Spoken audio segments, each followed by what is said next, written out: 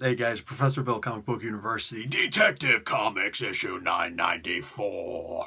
Okay, look, no disrespect to anybody who came before, but those other 993 issues could just go about the wayside.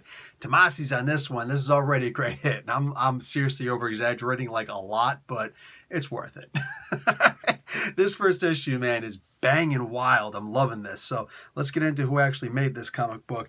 We got story and words, Peter J. Tomasi, penciler, Doug Mankey, sorry, I love you. Inker, Jamie Mendoza, colors, David Barron, and letters, Rob Lay. All right, cover, Mankey, Mendoza, and Barron, and variant cover, Mark Brooks. All right, and this issue is called Raz, or Raise. It could actually go either way. And Batman was created by Bill Finger. Bob Kane was in the room, and yeah, he took all of Bill Finger's credit. So anyway, we start off with the murder of Martha and Thomas Wayne. This is actually kind of important. There's only like a page devoted to it. 1, 2, 3, 4, 5. 5 panels, and it's like barely just devoted to, a quick recap of his history just for the sake of conversation. Why? Because this is supposed to be a jumping on point. So straight up, if you've never read Detective Comics before, if you've never read Batman before, yeah, guess what? You can jump right onto this comic book and you'll be fine. There's this girl named Leslie in here. Her name is actually Leslie Tompkins, and she is a close friend, retconned much later, close friend of the Wayne family. She used to work with Thomas Wayne.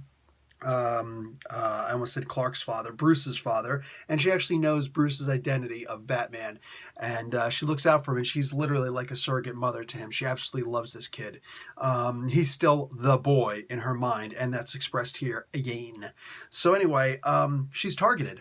Yeah, she's targeted because there are these fake Martha and Thomas Waynes put inside this fish tank kind of thing, and Batman just destroys public property, which is a damn shame, but it is private property actually, but whatever, is what it is. And he's like, I'm impatient. But he noticed a couple clues here. This is Batman in Detective Comics acting like an actual freaking detective, and I'm so madly in love with this. I barely know where to go with this. Everything is perfectly replicated. So you're sitting here thinking to yourself, what the frick? Like, it's so perfect that Batman almost points himself out as being Bruce Wayne. He's like, oh, this is Martha and Thomas Wayne. And you just imagine Commissioner Gordon over there talking about, jackass, I know it's you. Because like the clues are just so evident by this point. You know what I'm saying? If Jim Gordon doesn't know that he's really Batman, I don't really want to read comics anymore. So in my headcanon, he knows that this is actually Bruce Wayne. He's just giving him a little bit of leeway. So anyway, he's trying to solve a crime. In the meantime, there's this big monster that has the capability of breathing Joker toxin. Oh, you heard me straight.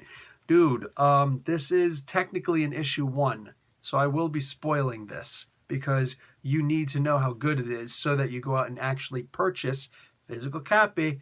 Something major happens in this book. You've been warned. Here I go. This big, gigantic beast, like this amalgamation of a beast, is in here, and it goes directly after Leslie Tompkins. Now, that's odd. She eventually realizes that she's actually just bait for Batman. It wanted Batman the whole time, just didn't know how to find him. Comes up with the bat signal, everything. I'm going to kill somebody with the bat signal. Ah!